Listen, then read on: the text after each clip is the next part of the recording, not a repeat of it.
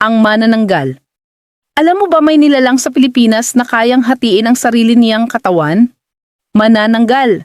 Sa umaga mukha lang siyang normal. Sa gabi, may maririnig kang pakpak dahan-dahan. Papalapit hahatiin niya ang katawan niya sa may bewang. Ang itaas lilipad, hahanapin ka. May mahaba siyang dila, nadadaan sa bubong mo habang tulog ka. At kapag buntis ang target niya, diretso sa sanggol sa sinapupunan. Hindi ka sisigaw, hindi ka magigising. Hanggang sa huli na ang lahat. Pero may paraan, hanapin mo ang kalahati katawan, lagyan ng asinbawang o abo.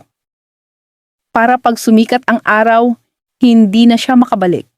At tuluyan siyang mamatay.